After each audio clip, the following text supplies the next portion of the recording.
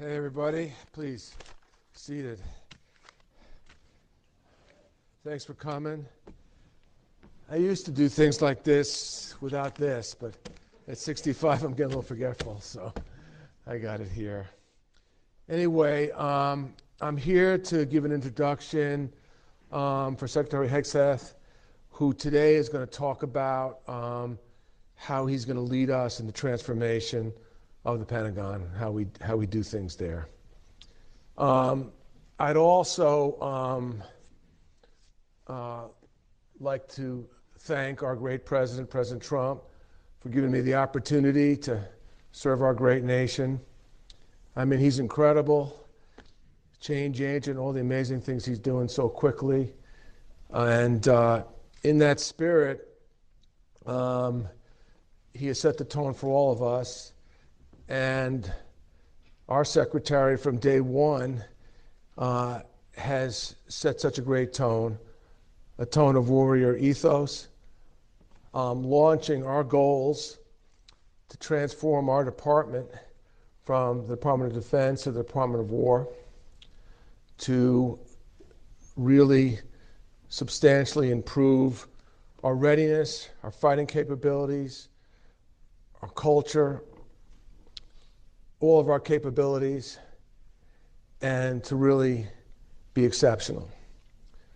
Now, servicemen under the Secretary's leadership are really driving towards that goal, but now it's time for the Pentagon, for our civilian employees, and for our contractors to do the same, to take on this fight with a wartime philosophy, with the same culture and urgency, both on acquisition, programming, and capabilities.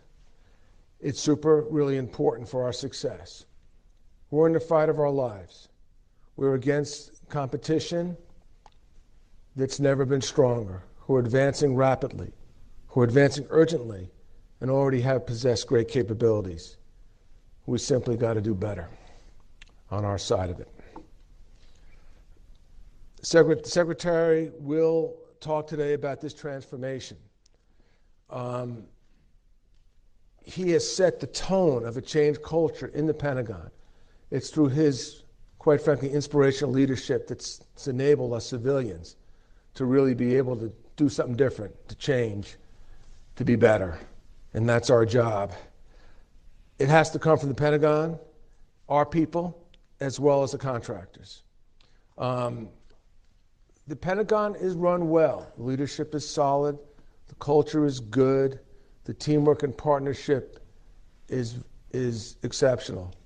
But we do things in a very old manner, in a slow manner, in a bureaucratic manner, and we must change that. Similarly, our contractors often mirror us with some of the same issues and problems. Our contractors need to change and do better. The contractors are willing to change with us will prosper and grow. Those who don't and resist it will be gone. I think that I can't emphasize how much and how important it is for us not to fall behind. I'm 65 years old, so I've seen a few things. And I can tell you, after that experience, it's an absolute honor to serve underneath, working for the Secretary. It's an honor to serve under his command. And I think he's setting the tone, as you'll hear today, for the changes that we need to make and that we will make and will succeed with. Our military, all of our service people, everyone around it, Americans need us at the Pentagon and our civilians and our contractors to do better. We can't fail. We can't make excuses. We must succeed. Let's get at it. With that, Mr. Secretary, can you please come and speak to us? Thank you, sir. Thank you. Please, take your seats.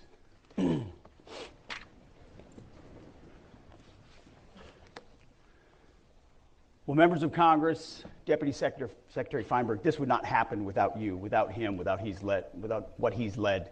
Today's not possible, and the reforms you're going to hear about today are not possible. Mr. Chairman, members of the Joint Chiefs, secretaries of our military departments, Undersecretary Duffy as well. Without what has happened at A&S, this is not possible either. Acquisition professionals, corporate leaders, distinguished officials from the Department of War, defense industry officials, good afternoon and welcome. A lot of you came a long way for this, and we are grateful that you took the time to be here with us right now. We think this topic is that important for the future of our nation.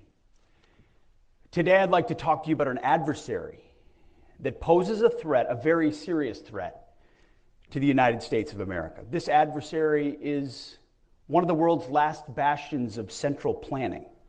It governs by dictating in 5-year plans.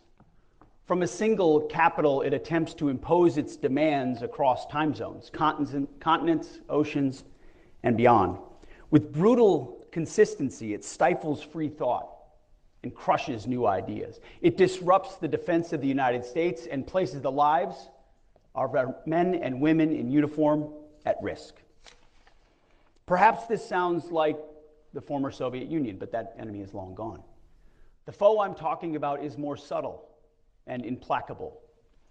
You may think I'm describing one of the last decrepit dictators of the world, but their day too is almost certainly past. And they cannot match the size and strength of this adversary, nor am I talking about the Chinese Communist Party. The adversary I'm talking about is much closer to home. It's the Pentagon bureaucracy. Not the people, but the process. Not the civilians, but the system. Not the men and women in uniform, but the uniformity of thought and action that is too often imposed on them. In the Pentagon, despite this era of scarce resources taxed by mounting threats, money disappears into duplicative duties and bloated bureaucracy, not because of greed, but because of gridlock. Innovation is stifled, not by ill intent, but by institutional inertia. Just as we must transform America's military capability to meet changing threats, we must transform the way department works and what it works on. We must build a department where each of the dedicated people here, especially the true entrepreneurs and innovators from our industrial base, can apply their immense talents to defend America, where they have the resources, access, information, and freedom to perform. Our challenge is to transform not just the way we deter and defend, but the way we conduct our daily business. The modernization of the Department of Defense is a matter of immense urgency. In fact, it's not an exaggeration to say that it's a matter of life and death, ultimately, of every American. Now, I'm going to let you in on a little secret. The speech so far is not my own. Those words are practically verbatim from a speech given by Secretary of Defense Donald Rumsfeld on September 10th, 2001. A near carbon copy 24 years later. Now, the world changed the day after he gave that speech on 9/11, and the wars in Iraq and Afghanistan began. As a result, Secretary Rumsfeld never quite had the full opportunity to implement many of his reforms. To quote him, or paraphrase him again, we went to war with the army we had, not the army he or we wanted. Today, the need for Pentagon transformation, not just reform, is even more urgent than it was when Secretary Rumsfeld spoke those words nearly a quarter century ago. And his words are just as true now as they were then. The threat environment we face is advanced and multifaceted. Technology is evolving at an accelerated pace. The information landscape has become increasingly segmented and personal and exploited by our enemies. Many of our adversaries, as you know, don't wear uniforms and use civilians as human shields. Our enemies often activate under the threshold of armed conflict, the gray zone, and intend to destroy us from within. The world seems smaller and more familiar, yet at the same time, more complex.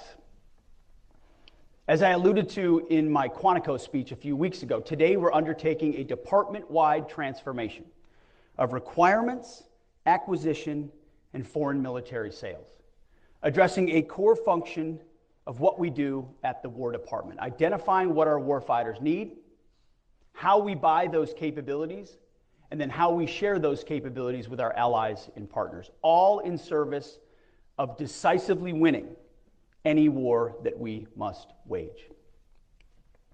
For too long, our department has been hampered by a bureaucracy bogged down by burdensome and inefficient processes, paralyzed by impossible risk thresholds, and distracted by agendas that have nothing to do with warfighting.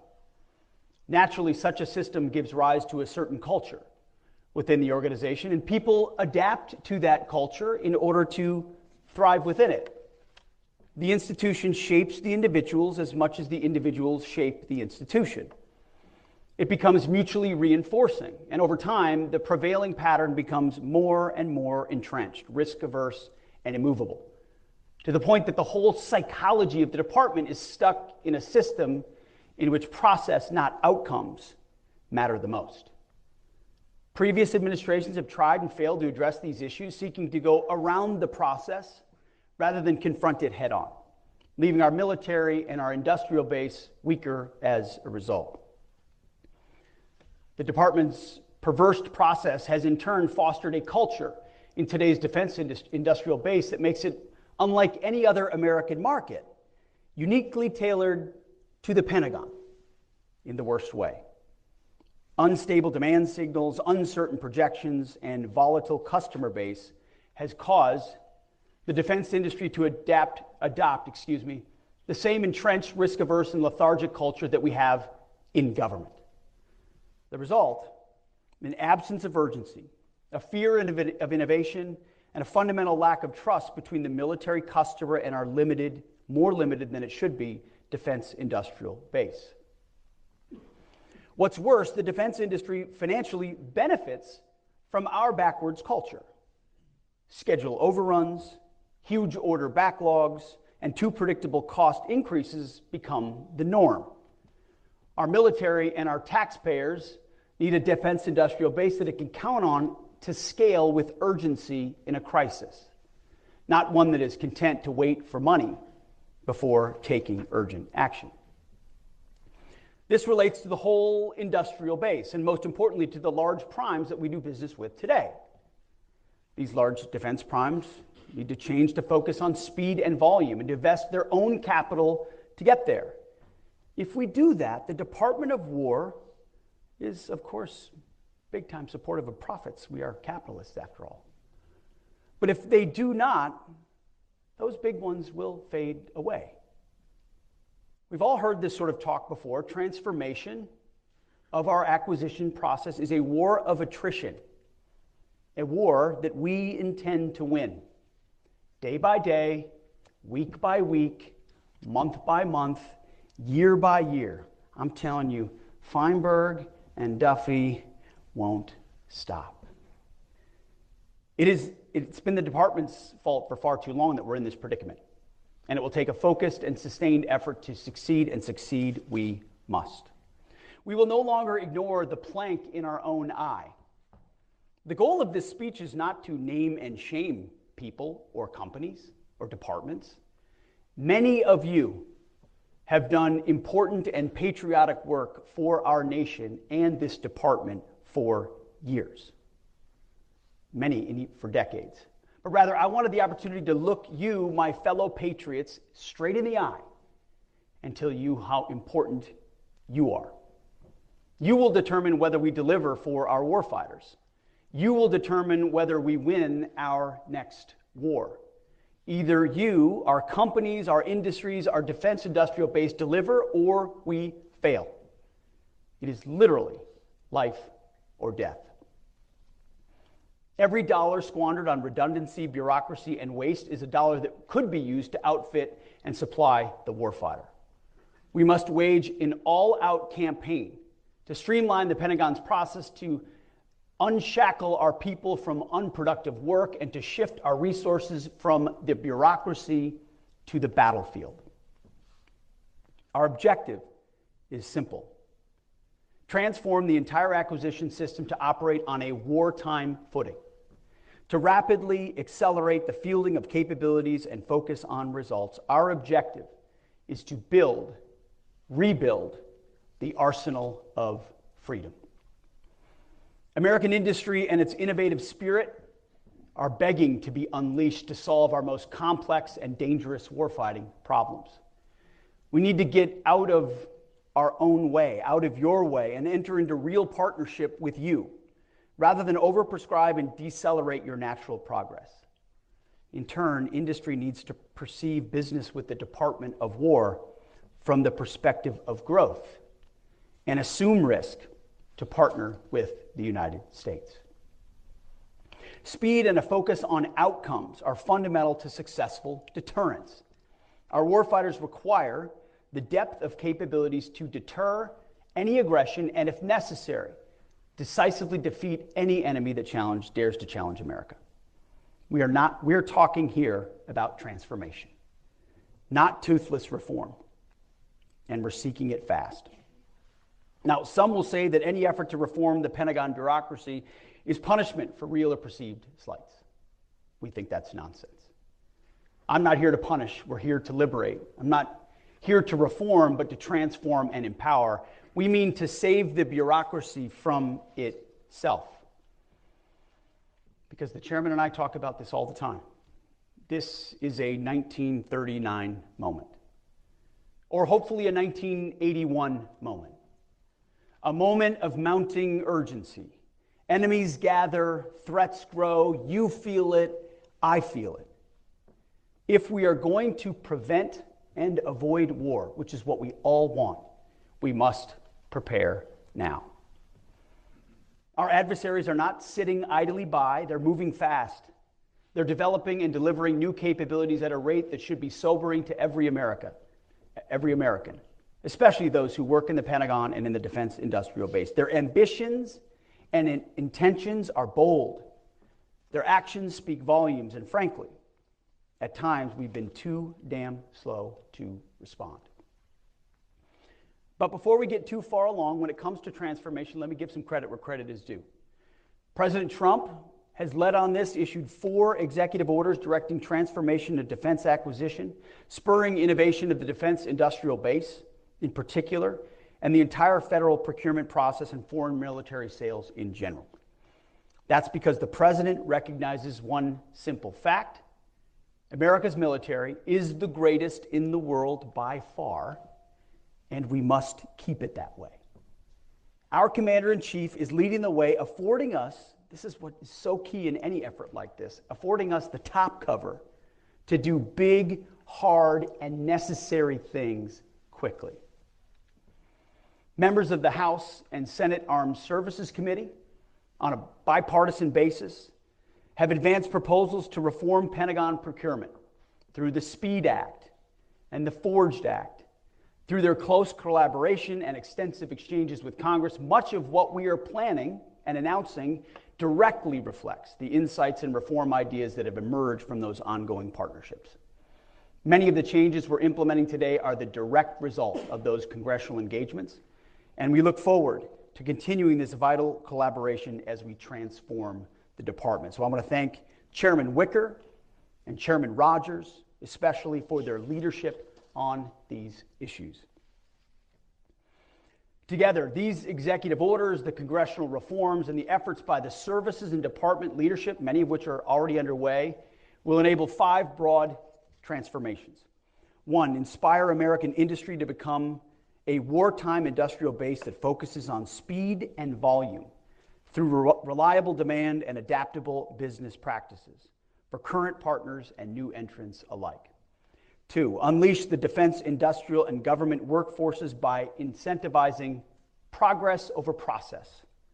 3, bias new acquisition and requirements processes for speed, flexibility, and efficiency. And 4, championing technical excellence and higher risk thresholds to accelerate high performance production.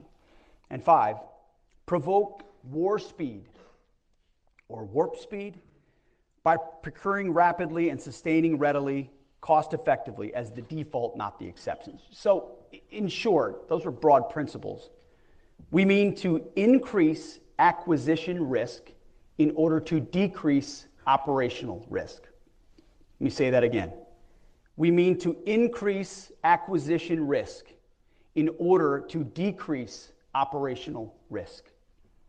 By taking greater calculated risk in how we build, buy, and maintain our systems, we will gain speed to more quickly provide capabilities to the battlefield. An 85% solution in the hands of our armed forces today is infinitely better than an unachievable 100% solution, endlessly undergoing testing or awaiting additional technological development. These are of no use to troops in harm's way. So to the men and women of this department, both military and civilian, who work on acquisition, and our industry partners, let me say this: you are not our enemies in this effort, but you are our allies. You are Obi-Wan Kenobi. You are our only hope. I hear the frustrations of the senseless bureaucracy, the constraints. I hear it every day. You know there is waste. You know there is abuse. You know there are outdated, useless, and silly regulations that squander taxpayer money. You also have ideas to help us defend the United States better, to reform our processes for the better, to make our processes more responsive to the needs of the warfighter. As we move forward, we need your help, and your help as we transform this effort. As I said at Quantico, consider yourself hereby liberated. In transforming the acquisitions process within the Pentagon, we will build on the tenets of restoring the warrior ethos, rebuilding the military, and reestablishing deterrence. We cannot achieve the last two without infusing the first throughout the acquisitions ecosystem, including the boardrooms, the labs, and the factories of our indispensable industry partners. The first step in achieving the warrior ethos, as I emphasized at Quantico, requires that we expect the same from our partners. It's imperative that industry focus on hiring and promoting individuals based on merit and not on some garbage ideological standard. DEI has failed at every level of every organization. In our system of acquisition, we all serve the men and women in uniform and are accountable to the American taxpayer, but we all have a specific role. The Pentagon establishes expectations and outcomes and accountability. Industry provides the talent, the innovation, and the agility, and the capacity that allows us to meet our goals. As with our warriors, the performance standards that industry needs to meet must be high and unwavering. Tolerance for underperformance and failure, low. And the imperative for continuous improvement, relentless.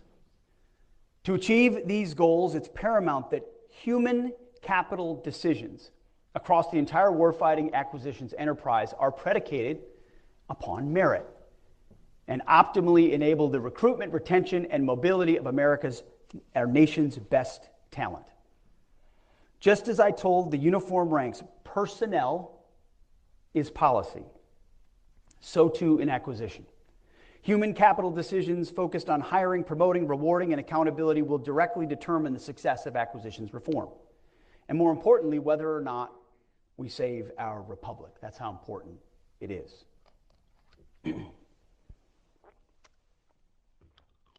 The time for half measures, it's been over for decades, as Secretary Rumsfeld's speech reminds us. We're taking bold and swift action to transform requirements development, overhaul our acquisitions process, and enhance foreign military sales. But we're not just doing this in silos. The development of this transformation has prioritized civil-military collaboration at every step, ensuring both our civilian and military leaders across the services and the joint staff directly contributed to the development of the coordination of this overhaul. This was not OSW sitting in a room thinking up ideas. This was collaborative across the Pentagon with the services and the joint staff to figure out how we can make this happen. This is a team effort at the Pentagon, not a hostile takeover. Here are the 5 overarching transformative pillars that form the foundation on the procurement process. First, we will stabilize demand signals. We will award companies bigger, longer contracts for proven systems. So those companies will be confident in investing more to grow the industrial base that supplies our weapon systems more and faster. Second, we will prioritize the purchase of industry-driven solutions, commercial solutions first, that meet our needs faster, even if that means bids do not meet every requirement. It means that we will be open to buying the 85% solution and iterate together over time to achieve the 100% solution. It also means there will be no non-compliant bids. Third, we will empower our program leaders with the control, expertise, and authority to direct program outcomes, to move money, and quickly adjust the priority of required system performance to deliver on time and under budget.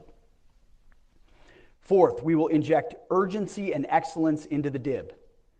The Department of War will only do business with industry partners that share our priority of speed and volume above all else, who are willing to surge American manufacturing at the speed of ingenuity to deliver rapidly and reliably for our warfighters.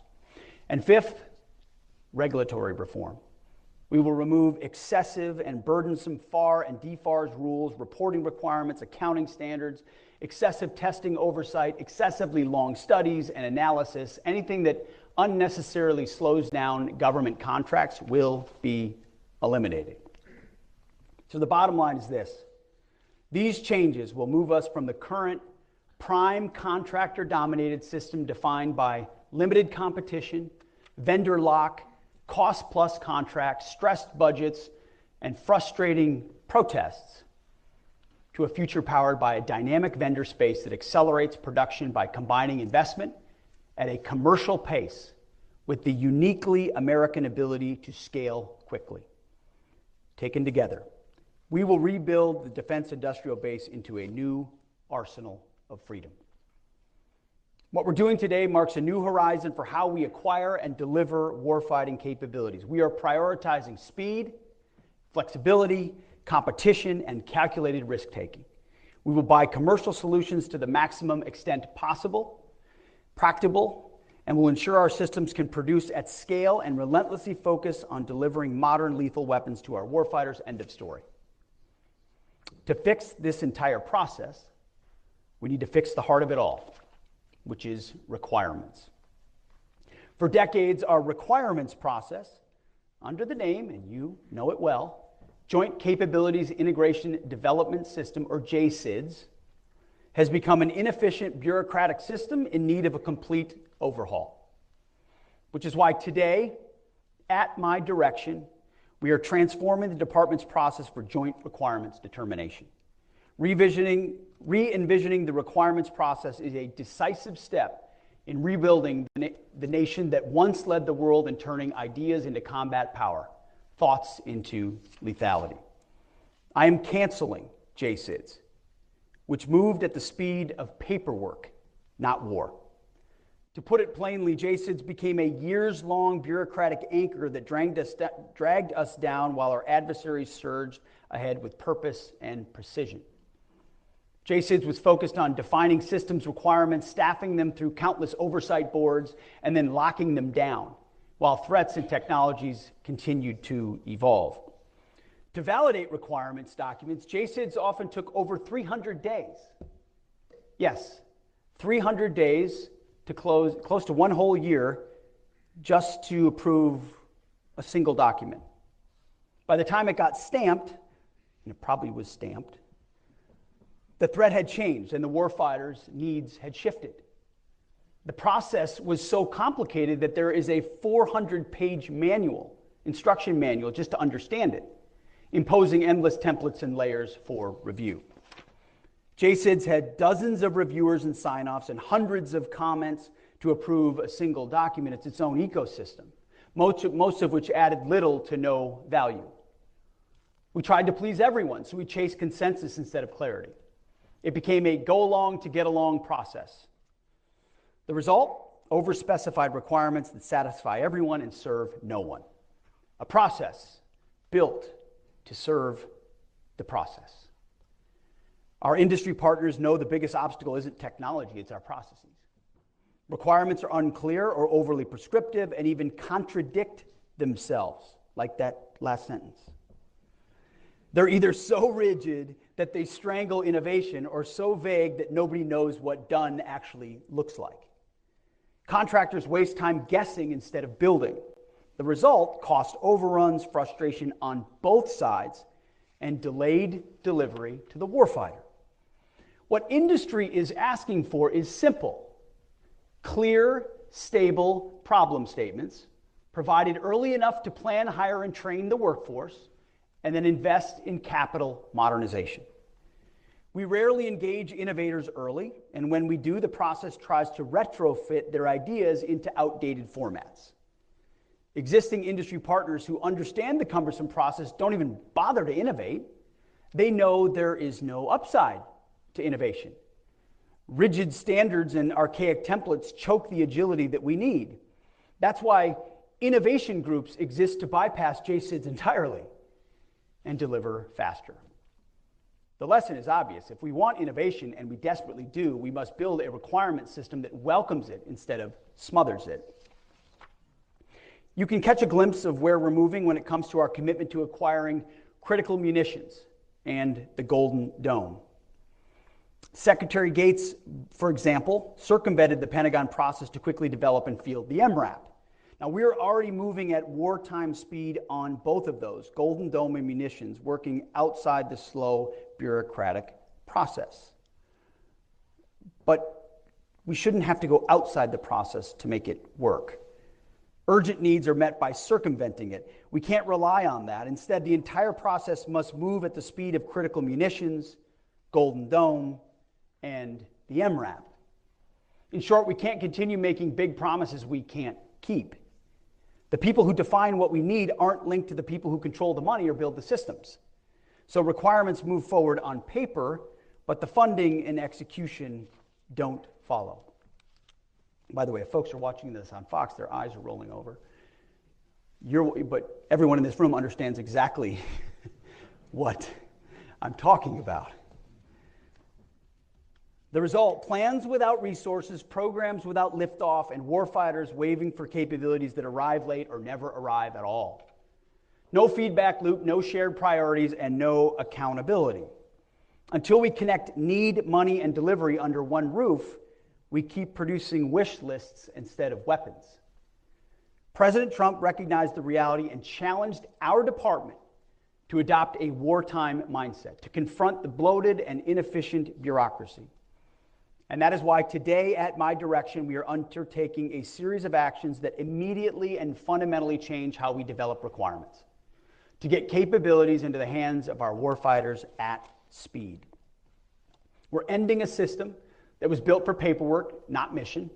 JSIDS is dead, and it was slow and bloated and disconnected from reality, and we will do better. I'm directing the Joint Requirements Oversight Council, the JROC, to stop validating service requirements and to kill the paperwork culture that buries ideas before they ever reach the field. In its place, we're building a new model focused on speed, alignment, and action. We're also reorienting the JROC to start identifying and ranking the Joint Forces' toughest problems, what we call joint operational problems. The problems will drive the priorities for the entire department. That is why today, at my direction, we're standing up 3 new decision forums in place of JSIDS. The first is the Requirements and Resourcing Alignment Board, or RRAB, a new decision forum co-led by the Deputy Secretary of War and the Vice Chairman of the Joint Chiefs of Staff, to tie money directly to those top warfighting priorities. We will ensure the Joint Forces' top problems are funded. We're also creating the Mission Engineering and Integration Activity, or MEIA, to bring the best minds, government, industry, and labs together early to experiment, integrate, iterate, and prototype solutions instead of watching good ideas die at the hands of a worthless process. And to make sure good ideas don't die in the infamous Valley of Death, we're establishing the Joint Acceleration Reserve, or JAR, a funding pool set aside to move promising solutions straight into the fight. Finally, each military service will review and reform its own requirements process, cutting red tape, engaging industry earlier, and aligning internal priorities to the new joint system. So what do we believe this new process will achieve? Speed replaces process, money follows need, joint problems drive action, experimentation accelerates delivery, and the services move faster and smarter. Take contested logistics, for example. When we fight, our ability to move weapons, supplies, and reinforcements to the front lines and back, it's critical. We can stay in the fight only as long as our logistics sustain us. Our adversaries know this, and they will attack our supply routes, ports, airfields, depots, and information systems in order to disrupt us. We must be able to fight in this contested environment, and these reforms will ensure that we can. We'll start by elevating contested logistics as a key prioritized operational problem. We're going to work side by side with our industry partners to come up with innovative solutions through experimentation and rapid prototyping and ensure that it's properly funded. Logistics will be prioritized, integrated, and delivered quickly and as long as our warfighters need it. See, we're moving from process to purpose and from paper to power projection. And this is not a minor requirements reform, it is a transformation. A change that allows us to outpace our adversaries and restore deterrence. Field capabilities quickly and welcome new entrants. A chance to achieve President Trump's vision of peace through strength. Every leader, every program, and every dollar will face one simple test. Are we delivering real capability to the warfighter faster than we were before? If the answer is no, we will adapt. We will not stop, and we will not back down. That was requirements. On to acquisitions. Hand in hand with requirements is acquisitions transformation, which is why today, at my direction, the Department of War will immediately begin implementing a comprehensive overhaul of our acquisition system. President Trump did not send us here to nibble at the edges. He sent us here to fix it. And that's exactly what we plan to do. As mentioned earlier, President Trump's executive orders direct the department to modernize acquisition for speed, flexibility, and efficiency, to revitalize the defense industrial base and leverage America's commercial innovation, to incentivize our acquisitions workforce, encourage risk-taking, and cut red tape, promoting efficiency and enhancing competition. That is why today, at my direction, the defense acquisition system, as you know it, is dead. It's now the warfighting acquisitions system. And this isn't just a name change, it's a fundamental shift in how we view and practice acquisition. General Omar Bradley once noted that amateurs talk about tactics, but professionals study logistics, and of course he's right. Wars are won and lost not only by warriors on the battlefield, but by acquisition and industry professionals who shape the fight years before it ever takes place. That's all of us and all of you. Acquisition is a warfighting function, and it must enable and encourage continuous adaptation and improvement of our warfighting capability. We need acquisition and industry to be as strong and fast as our warfighters. The warfighting acquisition system will dramatically shorten timelines, improve and expand the defense industrial base, boost competition, and empower acquisition officials to take risks and make trade-offs. We're leaving the old, failed process behind, and will instead embrace a new, agile, and results-oriented approach. What used to take, sometimes when you add it up with requirements, 3 to 8 years, we believe can happen within a year. That old approach had 3 systemic challenges. First, fragmented accountability where no single leader could make trade-offs between speed, performance, and cost. No one's in charge. Second, broken incentives that reward compliance with rules and regulations, ignoring schedule delays and cost overruns, resulting in our warfighters operating with old, unreliable legacy systems. And third, a chaotic requirements, budgeting, and contracting environment that disincentivized industry investment, leading to constrained capacity that cannot surge or adapt quickly without government intervention and, of course, more and more funding. The core principle of the acquisitions transformation we are unveiling today is simple. Place accountable decision makers as close as possible to the program execution, eliminate the layers of bureaucracy that hinder them, and then empower them with the authorities and flexibility to drive timely delivery. Eliminating the layers of bureaucracy mean every program, every process, every board, and every review must justify its existence by demonstrating value in a timely manner of capabilities to the warfighter. Those that are of low or no value will be eliminated so we can continue to accelerate our speed of delivery to the warriors. Here's what you can expect. Today at my direction, we are transforming and reorganizing the existing program executive offices, or PEOs, into portfolio acquisition executives, or PAEs. The acquisition chain of authority will run directly from the program manager to the PAE. Each PAE will be the single accountable official for portfolio outcomes and have the authority to act without running through months or even years of approval chains, and they'll be held accountable to deliver results. Now, these PAEs will be empowered with the authorities to make decisions on cost, schedule, and performance trade-offs that prioritize time to field and mission outcomes. That means less time identifying what our warfighters need, releasing solicitations to industry, and finalizing contracts to get production running at scale. Our warfighters, as you know, can't wait decades for the tools they need to deter and fight our wars and to win them. The current pace of technological innovation is unprecedented. The services deal with it every day. By the time we field new capabilities, they need to be upgraded and then upgraded repeatedly to maintain the edge over our adversaries.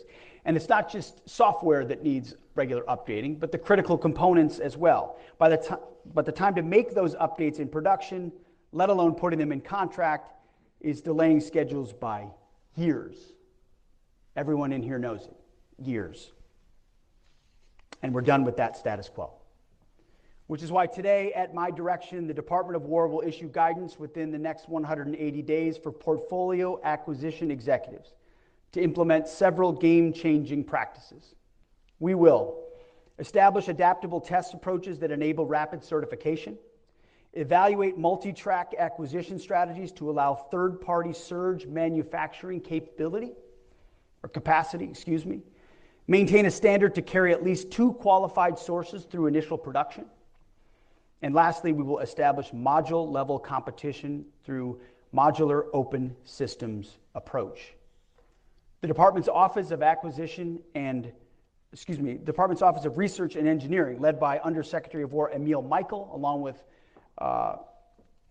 Mike Duffy, will issue these revised guidelines, A&S and R&E. No more standing by and talking about the benefits of modular capabilities. We're making this a reality. Portfolio acquisition executives will now have the authority to enact the modular open system approach, a technique that commercial industry has been practicing and using for years. Imagine being able to swap parts or software of a critical munition without needing to, completely redesign the missile. It's common sense, but we're not doing it.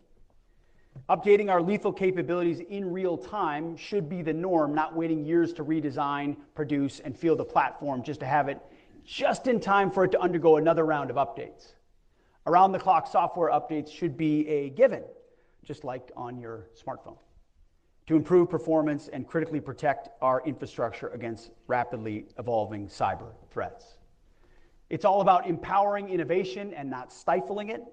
It's about the defense industry leveraging practices the commercial sector has already perfected, things like computer-aided design, digital processes, building virtual models, and 3D printing.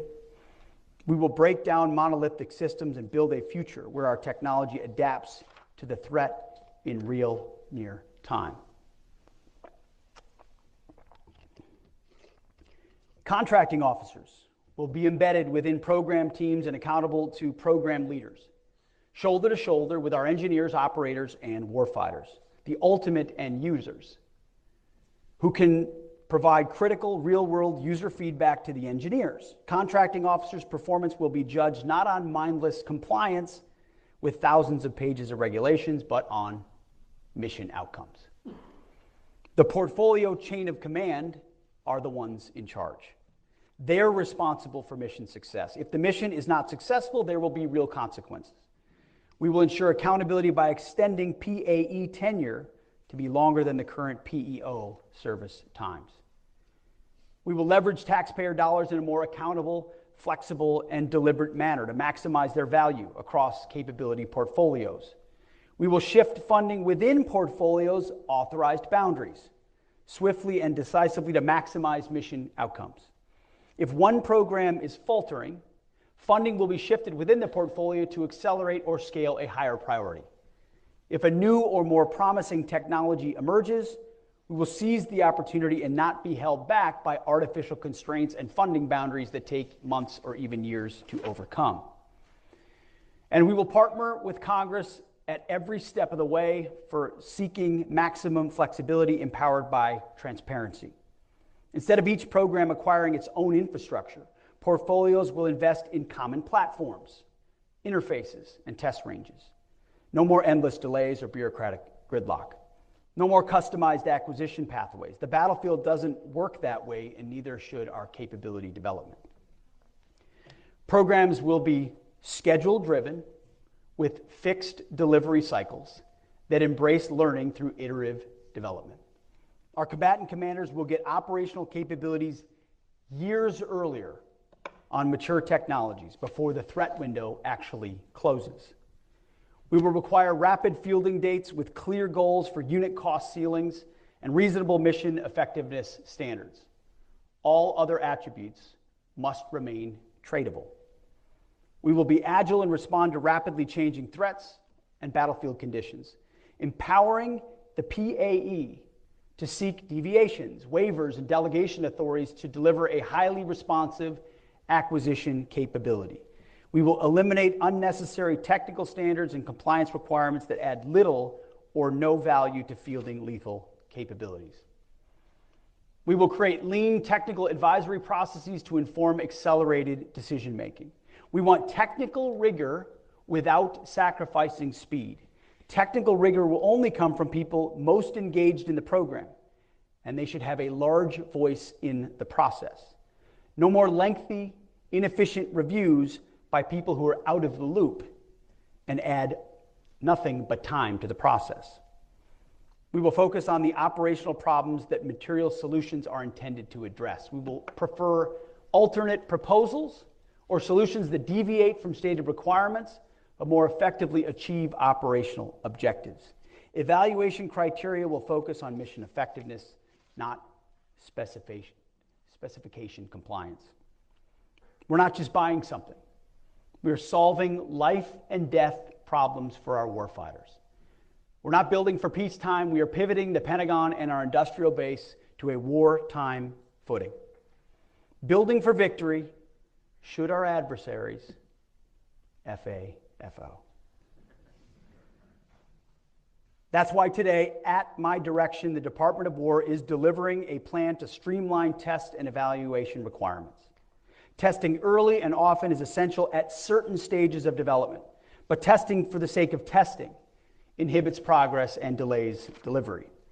We will shine a light on performance standards as well, which is why today, at my direction, we are mandating portfolio scorecards with primary performance measures focusing on what truly matters: the time it takes to put weapons in the hands of our men and women who use it if and when necessary. We'll also continue to focus on operational availability and mission capability rates of our current weapon systems. Far too many of our systems are not available to fight right now, as they languish in depots and shipyards for repairs and maintenance, or wait years for parts and the prime contractor to repair the system. We will maximize the number of weapon systems that are available for conflict. The faster we can deliver modern weapon systems, the faster we can retire decades-old legacy systems. We will tailor other measures to each portfolio's specific needs. No hiding, no excuses. Results will be clear and drive improvement, and everyone is responsible for raising opportunities for improvement. Speed and volume will rule. We will foster competition, embrace modularity, and pursue multi-source procurements at every opportunity, moving fast to contract, test, scale, and deploy when a solution is clear. We will strive to maintain at least 2 qualified sources for critical program components. We will minimize getting ourselves into single source situations where contractors have monopoly power over a key warfighting capability. We will enable third-party integration without prime contractor bottlenecks. Success will be measured by the ability of qualified vendors to independently develop, test, and integrate replacement modules at the component level throughout the system life cycle. There's no more complacency and no more monopolies. To make competition easier, we will increase incentives for component level competition. This is about more than optics. It's about delivering better components at lower cost. Multi-track acquisition is the future. Now, I'm not talking about 2 sources that were bought out by the same prime to give the illusion of choice. I'm talking about meaningful choice, where quality and speed matter and where prices go down. Moreover, today at my direction, commercial products and offerings will be the default policy. We will enhance the presumption of commerciality. Within 90 days, we will issue guidance that demands a commercial first and alternative proposals policy to enhance flexibility. We will harness more of America's innovative companies to focus their talent and their technologies on our toughest national security problems. We're leaving too much on the cutting room floor. We want them to deliver novel solutions to our warfighters so that we have an overwhelming advantage in future wars. Our goal, as you know, is to never enter a fair fight. The bottom line is we're buying solutions, not specifications. We will evaluate results, not paperwork. If a better solution exists outside the traditional channels, we will find it and we will acquire it. And that is why, as part of this transformation today, at my direction, we are establishing the Wartime Production Unit, or WPU, at the Department of War. This new unit has been redesigned from the existing Joint Production Acceleration Cell and will focus on transforming how we accelerate the delivery of critical capabilities to our warfighters.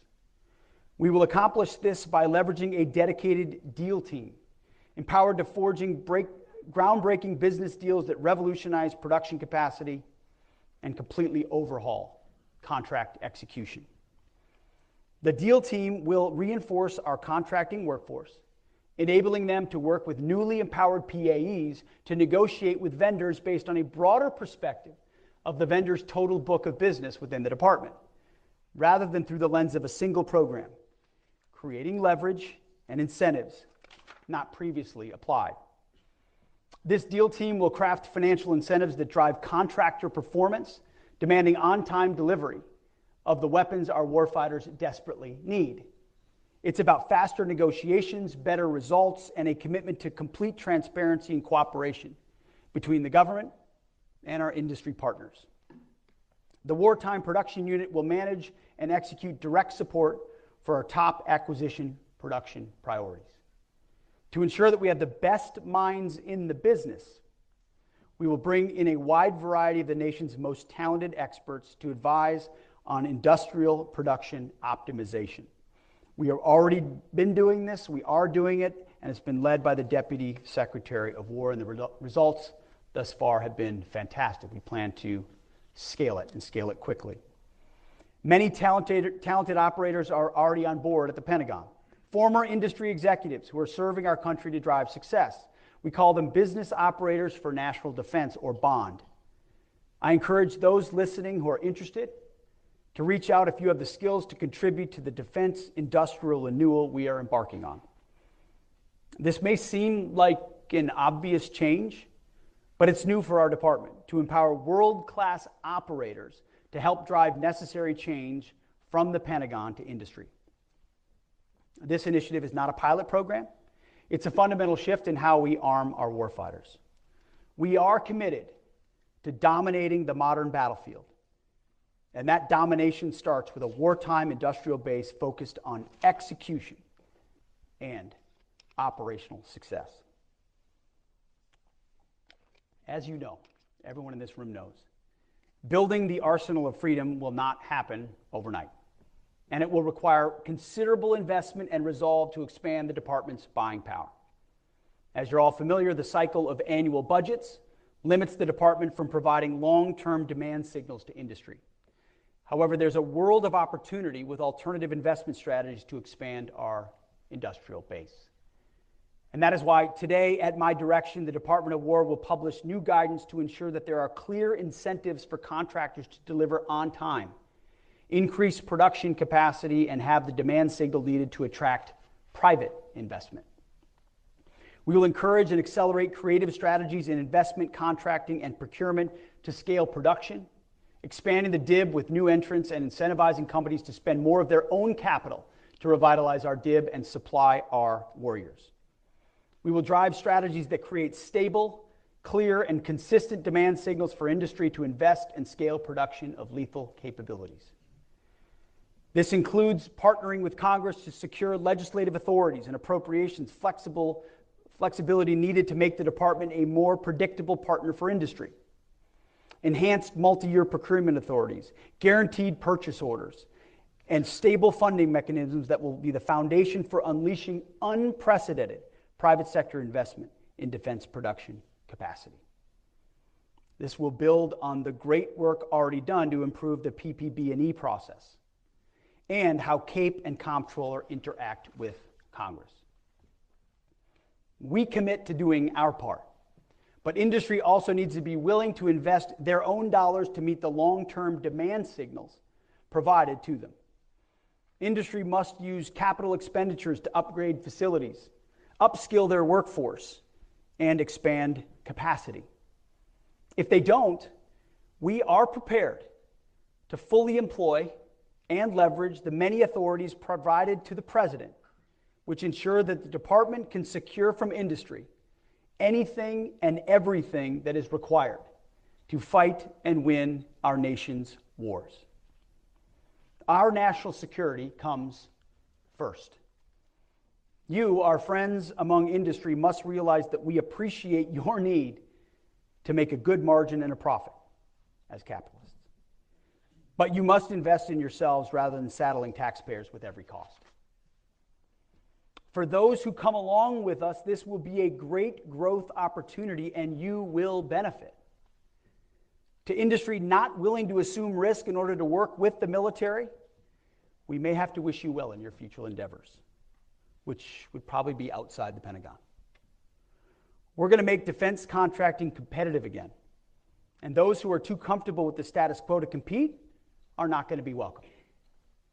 To the majority of American industry who enjoy steady demand signals, to the major manufacturers who have built our country and our incredible, exquisite systems, to those of you who are not in this room today because you don't currently do business with the Pentagon, the Department of War wants any and all of you to be a part of our industrial base. We want all comers who are prepared to go at wartime speed.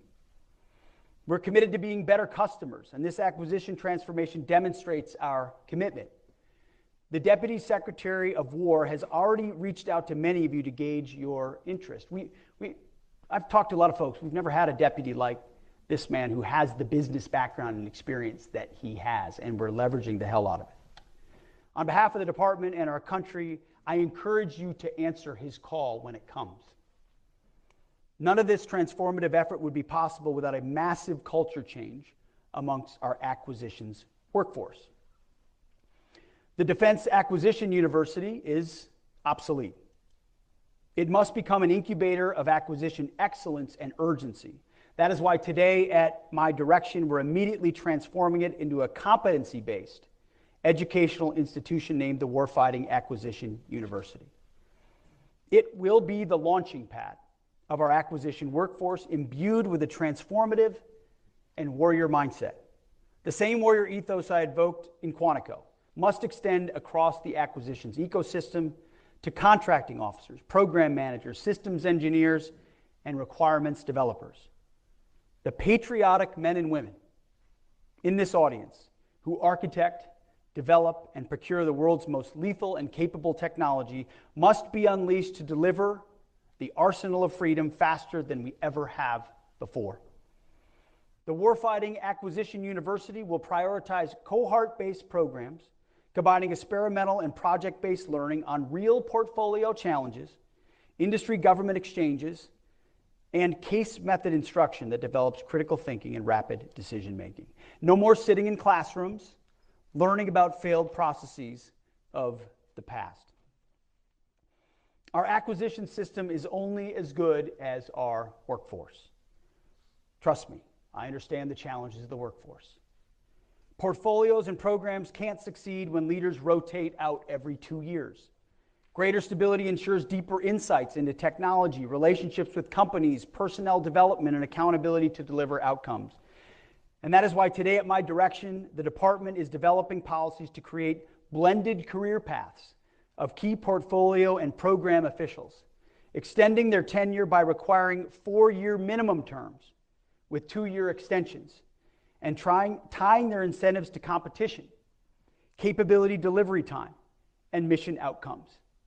This will ensure accountability for strategies and decisions with continuous improvement throughout execution phases.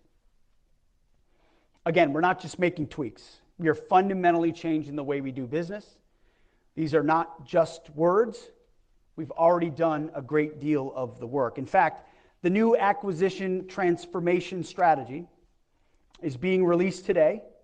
And for many of you in this room, it's hitting your inboxes right now, as are all of the directives that we're announcing today. You will have them before you leave this room. It's a great read. I encourage you to check it out. I read more than the executive summary. Speed to delivery is now our organizing principle. It is the decisive factor in maintaining deterrence and warfighting advantage. If our warfighters die or our country loses because we took too long to get them what we needed, we have failed. It is that simple. That is the business we are in. And we talk to a lot of people that have been in this building a long time. The sense of that urgency has slipped too much. And when you look at what we face, we have to recapture it. Finally, foreign military sales. Transforming requirements and acquisition alone, not enough. We must also improve the way our department and the industrial base supports weapons sales to our allies and our partners. This is a top priority for my team in partnership with Secretary Rubio and Secretary Lutnick. Thanks to the efforts of President Trump, we have reached an all-time high in our foreign military sales. President Trump is securing deal after deal to bring cold, hard cash to American manufacturers, but our processes are too slow, and our industrial base is too inefficient to keep up and deliver on time to our allies and partners. Believe me, I hear about this on every foreign trip and every conversation I have with every president, prime minister, and minister of defense is what is wrong with your foreign military sales. We ordered it in 2014. It's 2025, and it's scheduled to deliver in 2032. And I sit there going, I don't know what the hell. But we didn't break it, but we're going to fix it. Not only are foreign military sales and defense commercial sales important to our American industrial base, but they're also critical to our strategic vision on the global landscape. Burden sharing has been a key pillar of President Trump's and the Department of War's agenda. And to accomplish this, our allies and partners must be armed with the best and most interoperable weapons systems in the world. Foreign military sales allow our warfighters to stand shoulder to shoulder with our allies to face dangerous global challenges. We're solving it. Hundreds of billions of dollars annually in foreign military sales and defense commercial sales for American-made weapon systems will provide our companies with the fuel to invest in new manufacturing plants, hire engineers, and source components and materials from thousands of subcontractors and suppliers. More effective FMS and DCS will help revitalize the industrial base, you know this, create tens, if not hundreds of thousands of American jobs, lower the cost of deterrence to the U.S. taxpayer, and accelerate capability delivery to our partners that want to buy American-made. They don't want to buy Russian, they don't want to buy Italian, they don't want to buy French, they want to buy American, but they don't want to wait a decade for it. So what's been the issue? Red tape, inefficiency, and a lack of investment in our defense industrial base. Well, we're sitting on a massive opportunity to supercharge our defense sales and industrial might. to add the surge capacity we need to increase volume for American stocks. The key lies in cracking the code on process efficiency and aligning sales with our efforts to revitalize the defense industrial base. We need to eliminate the backlogs and strengthen the critical supply chains that contribute to delivery delays. When we promise to supply our partners with critical capabilities, we must deliver on time every time. Our success ensures their ability to fight and win, and we can and must do better. We're taking decisive action to resolve it. We've worked to bake exportability into the acquisition lifecycle from the very beginning, and we're investing heavily in making that a reality. We're modernizing our IT systems and establishing clear performance metrics to track progress and identify bottlenecks.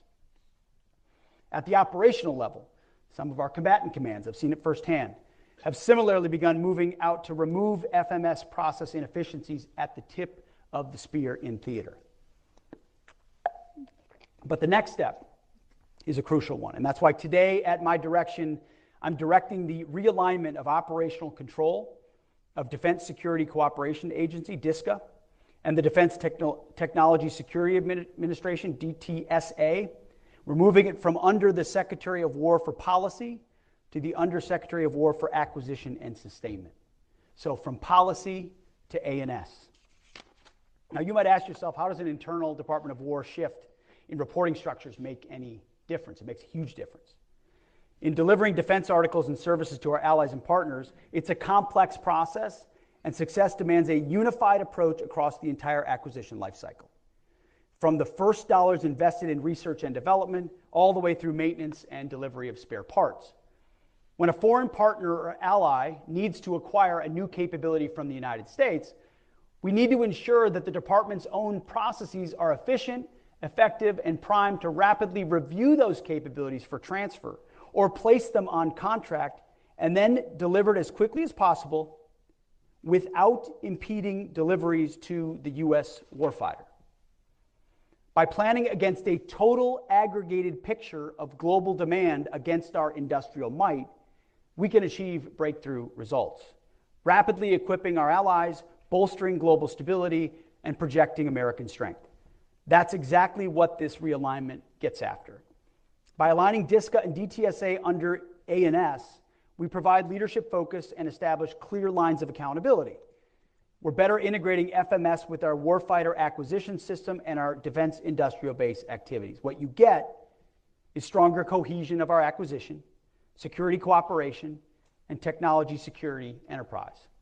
U.S. operational and industrial readiness are maximized, and interoperability with allies is increased. And if it's done well, continued year over year, growth in sales of American-made systems will skyrocket. You should all love that. Starting today, we will now manage our defense sales enterprise with a single integrated vision from initial planning to contract execution to delivery. I mean, it was staggering when we tried to get our arms around just one particular system and who we were giving it to, how many we were giving it to them, and when we were giving it to them. It was a multi-week exercise just to understand that system. It was not a complex system. That system, who it was going to, how long it would take, how it traded off of ours, we had no idea. So half of this is just totally understanding that process top to bottom. At the end of the day, unifying defense sales under a single roof in the Defense Department of War ensures that we aren't making promises that we can't keep, and that our allies receive the capabilities they need when they need them. But this is just the beginning of transforming our approach to defense sales. There's much more to come in the months ahead, because this is about more than selling weapons. It's about building partnerships, strengthening our industrial base, and ensuring that American-made military equipment remains the gold standard for defense around the world. We believe that what we've announced today is a total transformation of how we do business at the War Department. Not simple reform, but a fundamental shift in how the War Department operates. This transformation is, as I stated earlier, a war of bureaucratic attrition, and it is one that we intend to win. This is not a speech. This is not a fire and forget.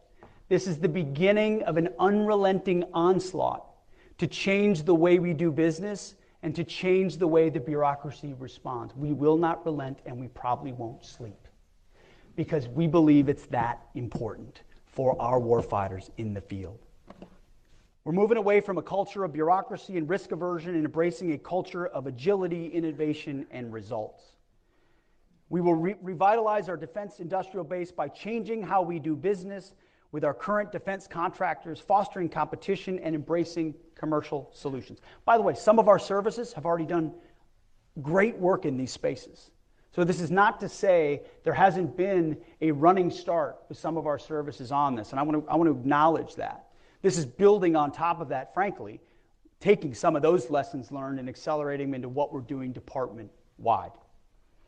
We will reform our requirements process to ensure that our warfighters get the capabilities they need when they need them, and they're not bogged down by bureaucratic delays. We'll modernize our acquisitions process to shorten timelines, send consistent demand signals, and empower our acquisitions officials to make swift, informed decisions. Not handcuffed by the process, accountability to make decisions. Slashing the barriers to entry for companies in the defense industrial base to encourage rapid innovation, competition, and expansion. And we're slashing the barriers to innovation for companies already in the DIB to empower them to grow within the Pentagon. We're making it easier to do business, not just for defense contractors, but for commercial companies. We're leveraging the untapped American manufacturing base to new heights. Small, mid, and large businesses alike, all welcome. And we're instilling a culture of accountability tied to results, not process. More jobs, faster delivery of lethal capabilities, and an industrial base that can surge if called upon. It's not just a pipe dream. We're driving toward that pace. We won't do incremental improvements. This is about fundamentally reshaping our approach from concept to delivery. We're injecting speed and agility into every facet, ensuring that we can outpace our adversaries and maintain our technological edge in places like AI, cyber, and space.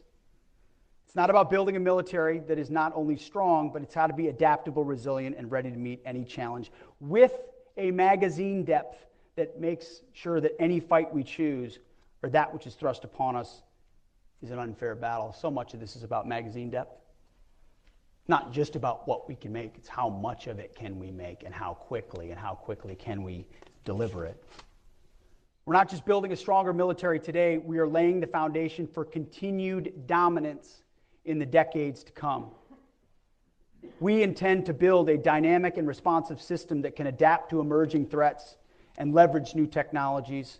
We're ensuring that future generations of warfighters have the tools and the capabilities to defend our nation. The War Department will be ready when the time comes. We will have and we will be the arsenal for freedom. The world is watching. Our adversaries are watching. Our allies are watching. We must show them that America is back stronger and more determined than ever to defend our interests and uphold freedom. Our warfighters are depending on us, and we cannot fail. Let there be no question. The 2.1 million Americans who wear our nation's cloth, active, guard, and reserve, and the hundreds of thousands who support them in suits, in coveralls, in welding helmets, they comprise the finest military in the history of the world, no doubt. They stand ready to face down any threat, anytime, anywhere. President Trump says it all the time, and he's completely right. We have the best, strongest, most lethal military in the world. Our job is to liberate them from any antiquated systems and incentives of the past, delivering them the military of the future at speed.